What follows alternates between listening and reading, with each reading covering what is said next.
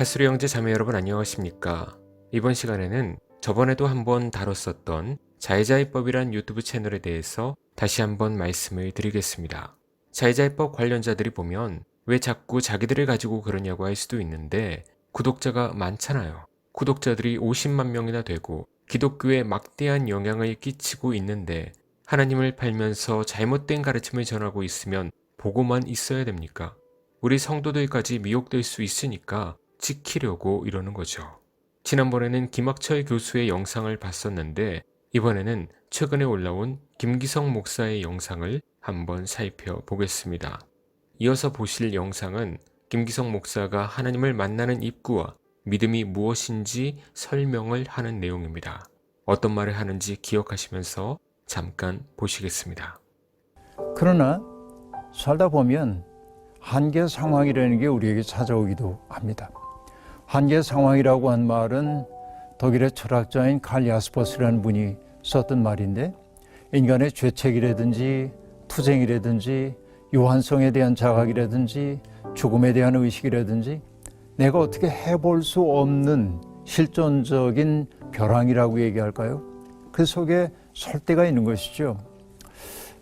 마치 느닷없이 나의 가족 가운데 누가 어려움을 겪는다든지 느닷없이 재산상의 피해가 왔다든지 이런 것도 일종의 한계 상황이라고 얘기할 수 있습니다. 그때 인간이 느끼는 게 뭐냐면 내가 운명 속에서 해결할 수 있는 일이 정말 적구나 라고 하는 걸 느끼는 거예요. 내가 아주 단단한 사람이고 내가 꽤 그럴싸한 사람인 것처럼 생각했는데 나라고 하는 존재가 이렇게 허무하게 무너질 수도 있겠구나. 내가 이렇게 허약했구나. 이것을 이제 느끼게 되죠. 바로 그게 뭐냐면은 자기의 실존에 대해서 깊이 생각하게 하는 계기가 되는 것이고, 그때 더 높은 세계, 더 큰 세계를 향해 자기를 개방하게 되는 거고, 야스퍼스는 바로 그것이 철학적 비약 혹은 도약이라고 얘기를 했는데, 그러니까 이때 인간은 커지는 거예요. 초월자의 세계 속에 자기를 내던지게 되는 것이죠.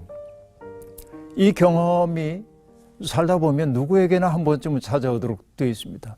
내가 어떻게 해볼 수 없는 그런 무력한 경험, 그 경험이야말로 우리를 더 큰 세계에 접속시켜주는 통로가 되기도 하는 것이죠. 인간은 그런 경험을 통과할 때 비로소 내가 그렇게 착한 존재가 아니구나, 내가 할 수 있는 일은 너무 적구나, 이런 것들을 느낄 수가 있게 되거든요. 그 때문에 우리에게 필요한 것은 뭐냐? 그런 일이 닥치기 전에 내 삶을 근본에서부터 자꾸만 돌아보는 훈련들이 필요하고, 내 삶을 큰 세계 속에서 바라볼 수 있는 시선이 필요하단 말이에요. 이게 바로 믿음입니다.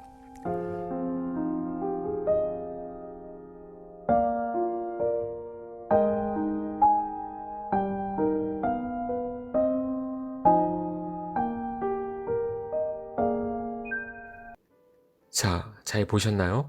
김기성 목사의 말을 요약해보면 인간이 살면서 내 주변에 어려운 일이 닥치면서 한계 상황이 다가오게 되면 나라는 존재가 한계가 있고 허약하고 쉽게 무너질 수 있는 존재구나 라고 자신의 실존을 느끼게 되고, 그때 더 높은 세계, 더 큰 세계를 향해 자기를 개방하게 된다라고 말을 하는데, 이것을 철학적 용어로 비약, 도약이라고 말을 합니다.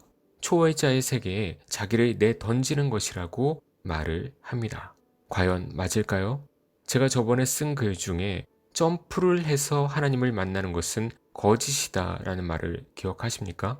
하나님을 아는 지식과 교리 없이 자신을 하나님께 내던지고 하나님께 나아가는 행위, 이것이 지금 철학에서 말하는 도약입니다. 그런데 김기성 목사는 철학을 말씀하시네요. 또 내가 어떻게 해볼 수 없는 무력한 경험이 우리를 더 큰 세계로 접속시켜주는 통로라고 합니다. 정말 그렇습니까? 더 큰 세계란 도대체 어디입니까? 우리가 성경에서 그렇게 배웠나요? 아니죠. 오직 성령의 역사로 거듭나서 하나님을 아는 것이지 우리의 경험이 하나님을 만나게 해주지 않습니다. 또 믿음이라는 정의를 내 삶을 큰 세계 속에서 바라보는 시선이라는 이상한 정의를 내립니다. 도대체 성경 어디에 이런 말이 있는지 모르겠네요. 그럼 김기성 목사가 회심에 대한 정의를 내리는 영상을 하나 더 보도록 하겠습니다. 철학적 비약 이런 것들이 있으셨던 거예요? 네, 인식의 변화 같은 것들이 있었던 거죠. 왜냐하면 저는 이제 그 예수를 믿기 전에 바라보고 있던 세상이 있잖아요.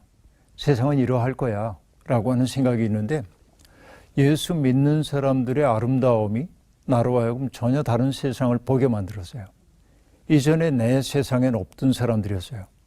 그건 뭐냐, 누군가를 유익하게 하기 위해서 자기의 모든 권위 같은 거 내려놓고 또 자기가 소유할 수 있는 것조차 누군가를 위해 주는 사람들, 남을 복되게 하기 위해 자기를 낮은 자리에 놓는 사람들을 처음으로 느낀 거예요. 어렸을 때 나는 서울에 올라와서 살면서 서러움 많이 겪었는데 세상이 냉혹하다고 느꼈고, 그래서 중학교 1학년 무렵에 그 화장실 뒤편으로 가가지고 울면서 다시는 울지 않으리라 이런 작정을 하기도 했는데, 왜냐하면 부모님 시골에 계시고 서울에 올라와가지고 서러운 일을 너무 많이 겪어가지고 그러긴 했는데, 근데 교회 가보니까 전혀 다른 사람들이 있는 거야. 그것은 이전엔 나한테 없던 세계가 내 앞에 개시된 거예요. 열렸어요. 그래서 세상을 바라보는 눈이 바뀌게 되었고, 이것이 어떤 의미에서는 실존적 도약이 되었던 것인데, 내가 경험했던 한계 상황이라고 하는 것은 세상에 나의 설 자리가 없다고 하는 느낌이었어요. 세상이 나를 밀어내고 있구나 하는 생각 때문에 세상에 더 이상 내가 설 자리가 없구나라고 생각될 때 교회 종소리를 듣고 교회 처음 갔고, 그 교회에서 만났던 사람들의 아름다운 삶을 바라보면서 내 삶의 방향이 전환됐다고 얘기할 수 있겠죠. 네, 김기성 목사가 회심을 뭐라고 하나요? 복음과 진리에 대한 내용이 아니라 교회에 가서 교회 사람들의 착한 행동을 보고서 실존적 도약, 즉 자신이 바뀌게 된 계기가 되었다는 것이죠. 이것이 기독교에서 말하는 회심일까요? 아닙니다. 이것은 자유주의에서 말하는 회심이에요. 여러분, 이런 변화는 교회에서가 아니라 가톨릭을 가든 불교를 가든 또 세상의 착한 사람을 봐서 감화 감동을 하든 얼마든지 일어날 수 있는 변화입니다. 그런데 성령의 역사는 오직 뭐라고 했죠? 썩지 않을 씨, 즉 복음과 진리와 교리를 통해서 일어난다는 사실을 여러분은 다 알고 계시죠? 알고 계시는 분들은 이런 영상을 보고도 미혹당하면 안 되죠. 이런 분들이 인품도 좋고 착하기도 합니다. 그런데 성경의 구속사적 메시지를 어그러뜨리면 그것은 구원과는 상관없는 인품과 착함입니다. 아시겠죠? 성경으로 거듭나지 못했으니까 자꾸 이런 철학을 가지고 오고 인문학을 가져오면서 부족한 것을 메꾸려고 하는 거죠.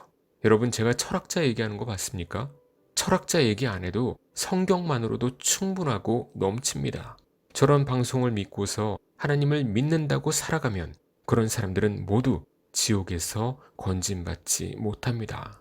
그래서 자의자의법이라는 곳이 정말 심각합니다. 한두 명 보는 것도 아니고 일반 교인들은 저런 방송을 보고 분별할 수가 없는 수준이에요. 여러분도 공부 많이 하고 예민한 분들이나 뭔가 이상하다 느낄 정도겠죠. 그래서 사역을 하려면 성경과 교리도 알아야 되고 철학도 부수적으로 알아야 되고 머리털이 많이 빠지죠. 그래도 여러분을 위해서 더 정교하게 이단성들을 걸러내야 되니까 멈추지 않고 연구하면서 나아가야겠죠. 여러분도 언제나 마음속에 바른 교리를 품고 있다면 어디서든 잘못된 내용을 들어도 분별할 수 있을 것입니다. 또 그렇게 될 때까지 기도하며 멈추지 않고 배워가시길 주님의 이름으로 축원합니다.